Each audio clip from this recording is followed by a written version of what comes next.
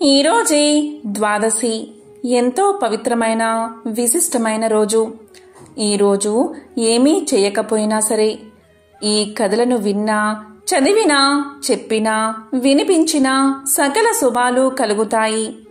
జన్మల పాపాలు తొలగి కోటి జన్మల పుణ్యం కలుగుతుంది. మరి ఆ కథలేంటో ఇప్పుడు ఈ వీడియోలో తెలుసుకుందాం. పూర్వకాలంలో ఉత్తర దేశంలో వేద శాస్త్రాలను అభ్యసించిన దేవదత్తుడు అనే ఒక బ్రాహ్మణుడు ఉండేవాడు.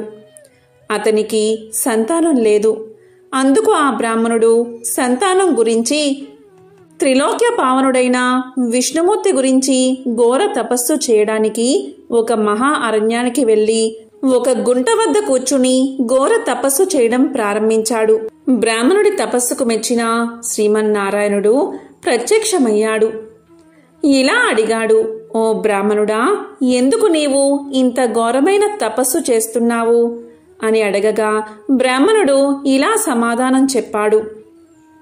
ఆ శ్రీమన్నారాయణుడికి ప్రదక్షిణ నమస్కారాలు చేసి, ఓ మహావిష్ణు, నీ పాదాలను దర్శించడం వల్ల నా జన్మ సఫలమైనది, నేను కృతజ్ఞుణ్ణి అయ్యాను అని అనేక విధాలుగా స్వామిని స్తోత్రం చేశాడు. ఆ బ్రాహ్మణుడు చేసిన స్తోత్రానికి మహావిష్ణువు ఎంతగానో మెచ్చుకుని, ఓ బ్రాహ్మణోత్తమా, నీకు ఏం వరం కావాలో కోరుకో అని అడిగాడు. దానికి దేవదత్తుడు ఇలా సమాధానం చెప్పాడు. ఓ వాసుదేవా, పుత్రులు లేని వారికి గతి లేదు అని ధర్మశాస్త్రాలు చెబుతున్నాయి కదా, కాబట్టి నాకు పుత్రుడు కలిగేటట్లుగా అనుగ్రహించు తండ్రి అని ప్రార్థించాడు. దానికి శ్రీ మహావిష్ణువు ఇలా పలికాడు, ఆయువు లేని కుమారుడినైనా లేదా విధవ అయినా కుమార్తెనైనా ప్రసాదిస్తాను. ఆ ఇద్దరిలో నీకు ఎవరు ఇష్టమో చెప్పు అని అడిగాడు. దానికి దేవదత్తుడు, స్వామి, నేను ఇంటికి వెళ్ళి నా భార్యను అడిగి తెలుసుకుని వచ్చి చెప్తాను అని స్వామికి చెప్పి దేవదత్తుడు ఇంటికి వెళ్ళి భార్యను అడుగుతాడు. భార్య ఎంతగానో ఆలోచించి ఇలా సమాధానం చెప్తుంది. విధవ అయినా కూతురు కలిగేటట్లుగా వరం కోరుకోండి అని భర్తకు సలహా ఇస్తుంది. దేవదత్తుడు మరలా ఆ గుంట వద్దకు వచ్చి శ్రీహరికి నమస్కారం చేసి కుమార్తె కలిగేటట్లుగా వరం ఇవ్వమని కోరతాడు. అప్పుడు శ్రీహరి అలాగే, నీకు కూతురు కలుగుతుంది అని ఆశీర్వదించి అంతర్ధానమవుతాడు. తరువాత దేవదత్తుడు ఇంటికి వెళ్లి సుఖంగా కాలాన్ని కొనసాగిస్తున్నాడు. కొద్ది రోజులకు దేవదత్తుని భార్య గర్భవతి అవుతుంది. 10వ నెలలో ఒక కుమార్తెకు జన్మను ఇస్తుంది.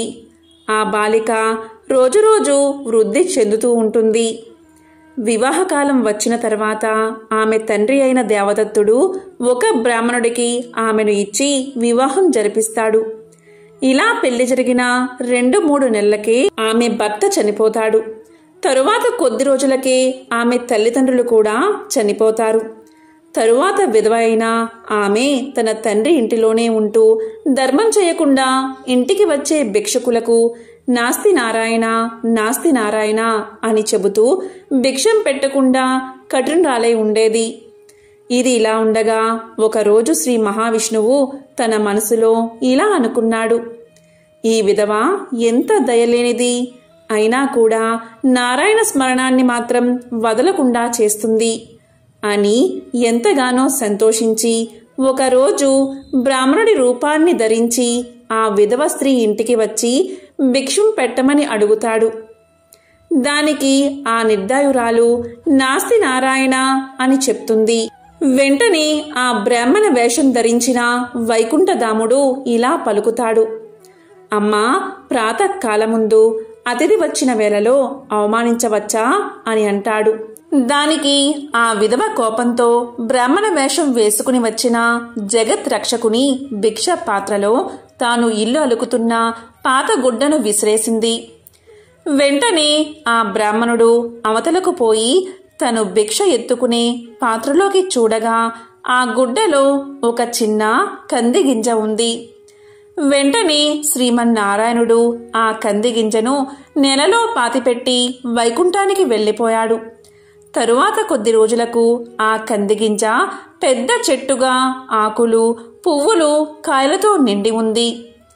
ఇలా జరుగుతూ ఉండగా కొన్ని రోజులకు విధవ చనిపోయి పురుగు జన్మ ఎత్తి ఆ కంది చెట్టుపై ఆకులను తింటూ ఉండేది. తరువాత కొద్ది రోజులకు జగన్నాథుడు అయిన శ్రీమన్నారాయణుడు మహాలక్ష్మితో కలిసి పురుగు ఉన్న స్థలానికి వచ్చి, ఓ కీటకమా, బాగున్నావా అని అడిగిన వెంటనే కీటకం ఇలా సమాధానం చెప్తుంది: జగదీశ్వర, నీకు తెలియని విషయం ఏముంటుంది? ఇలా ఈ ఆకులను తింటూ ఈ చెట్టుపైనే బతుకుతున్నాను అని పలుకుతుంది. అప్పుడు లక్ష్మీదేవి భర్త అయిన మహావిష్ణువును చూసి, ఓ ప్రాణనాథ, ఈమెకు ఈ పురుగు జన్మ రావడానికి కారణం ఏమిటి అని అడగగా నారాయణమూర్తి ఇలా చెప్పడం ప్రారంభించాడు: ఆ పురుగు విధవ స్త్రీగా ఉన్నది. మొదలు దానికి పురుగు జన్మ కలిగే వరకు జరిగిన కథనంతా శ్రీ మహాలక్ష్మికి వివరంగా తెలియచేశాడు.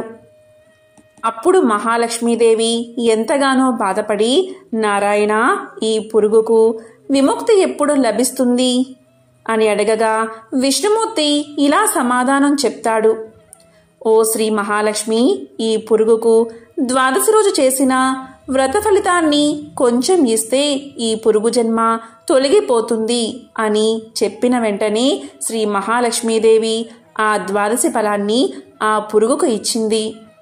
వెంటనే ఆ పురుగు స్త్రీ రూపాన్ని ధరించి శ్రీ లక్ష్మీనారాయణలకు ప్రదక్షిణ నమస్కారాలు చేసి లక్ష్మీదేవితో ఇలా పలుకుతుంది: ఓ జగజ్జనని, ఈ వ్రతాన్ని నేను కూడా చేస్తాను.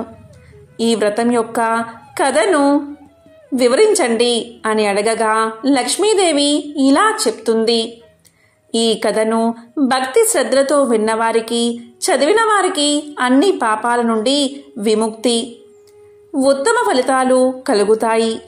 ఆ కథ ఏంటి అంటే, ఇక్ష్వాకు వంశంలో జన్మించిన త్రిశంకు మహారాజు భార్య పద్మావతి. ఆమె ప్రతిరోజు విష్ణువును పూజిస్తూ స్వామికి ధూపదీప నైవేద్యాలను సమర్పిస్తూ కొన్ని సంవత్సరాలు నారాయణ నామస్మరణాన్ని జపిస్తూ గడిపింది. ఒక ద్వాదశి రోజున పద్మావతి విష్ణువును ఆరాధించి విష్ణుమూర్తి విగ్రహం ముందే నిద్రించింది.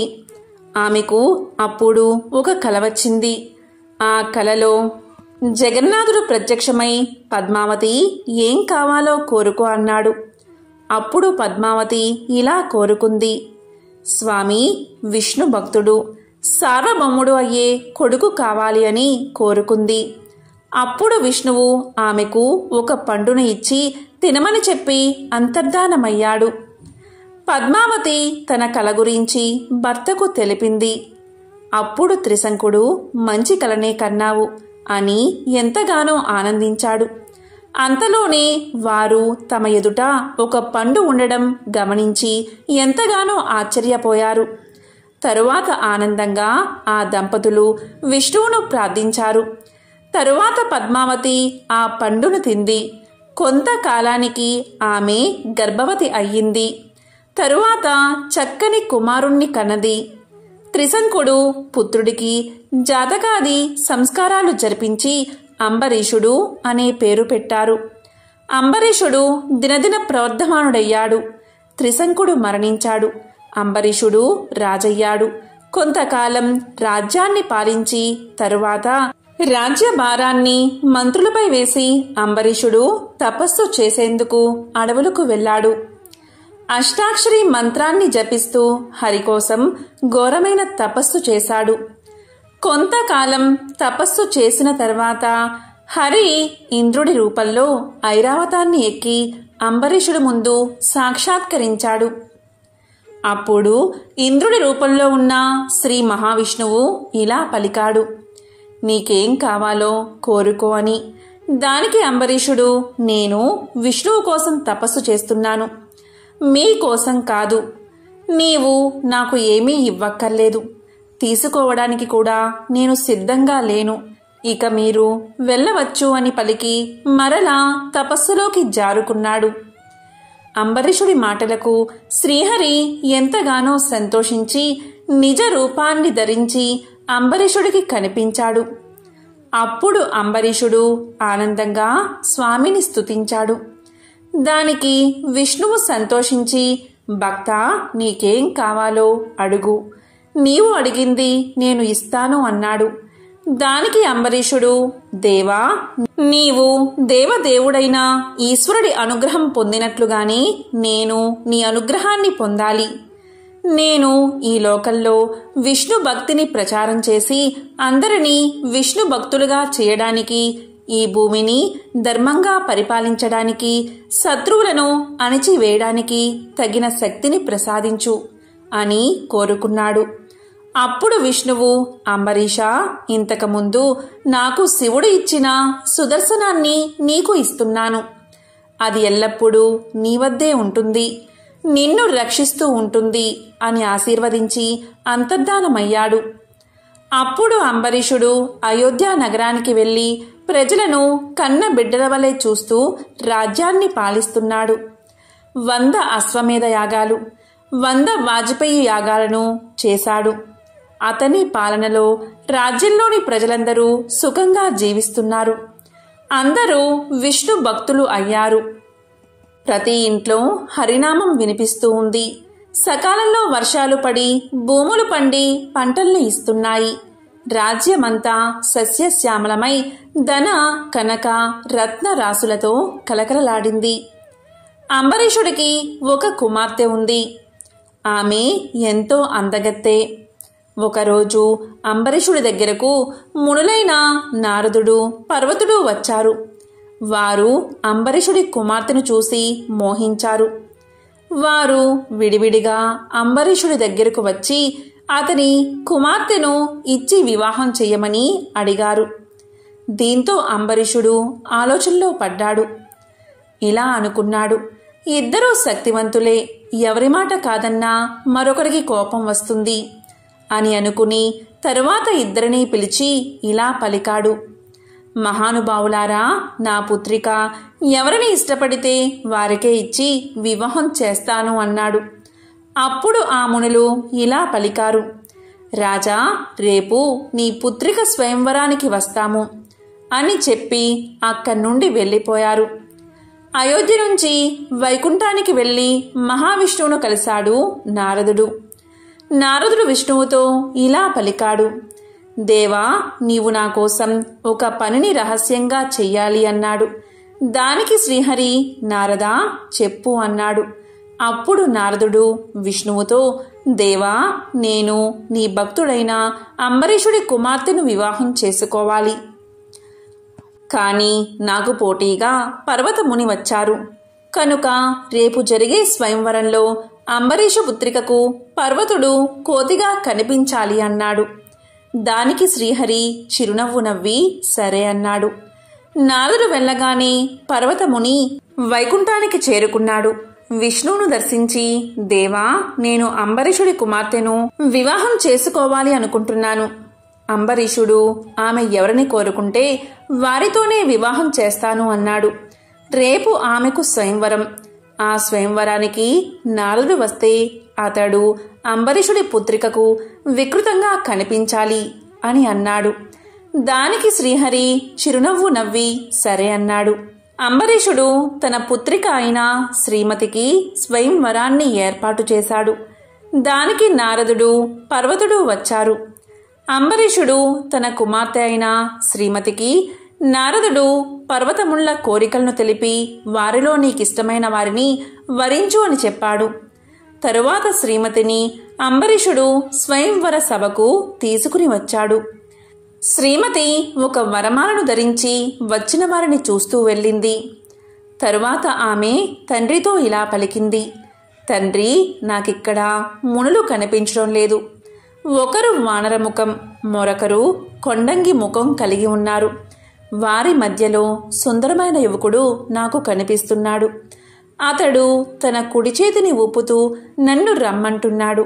నేను అతగాడినే వరిస్తాను అని వరమాలను తీసుకువెళ్లి ఆ సుందరాంగుడి మెడలో వేసింది.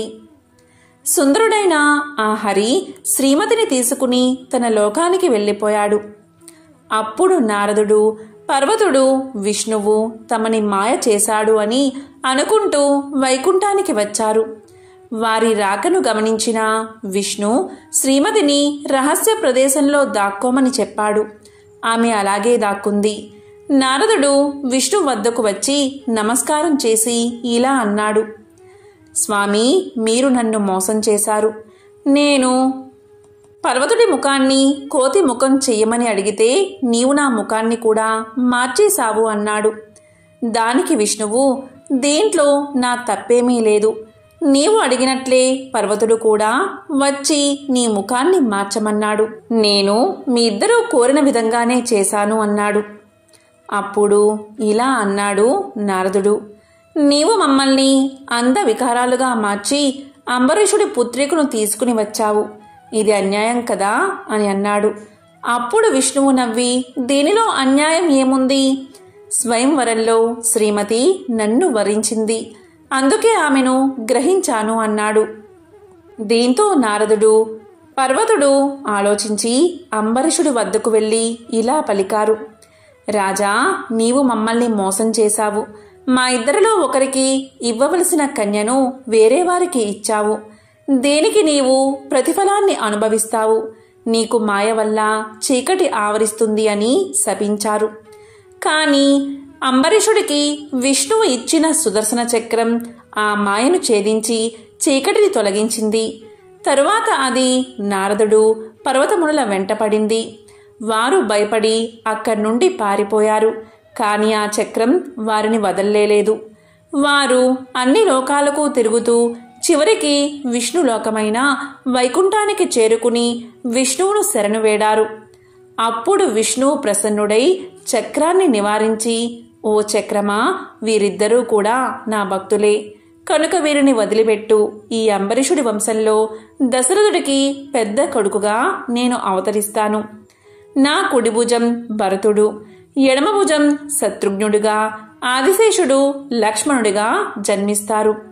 అప్పుడు లోక కళ్యాణం కోసం నేను నిన్ను ఉపయోగిస్తాను అని చెప్పగా సుదర్శన చక్రం తిరిగి అంబరీషుణ్ణి చేరుకుంది. నారదుడు, పర్వతుడు మునులుగా పరిశుద్ధులుగా జీవిస్తామని ప్రతిజ్ఞ చేశారు. అంబరీషుడు ప్రజలను చక్కగా పాలించి చివరకు వైకుంఠ ధామానికి చేరుకున్నాడు. ఎంతో పవిత్రమైన ఈ కథలను విన్నవారికి, చదివిన వారికి లక్ష్మీనారాయణల, శివపార్వతుల ఆశీస్సులు కలిగి సకల శుభాలు కలుగుతాయి. ఓం నమో నారాయణాయ. ఓం నమః శివాయ. ఓం శ్రీ మాత్రే నమః.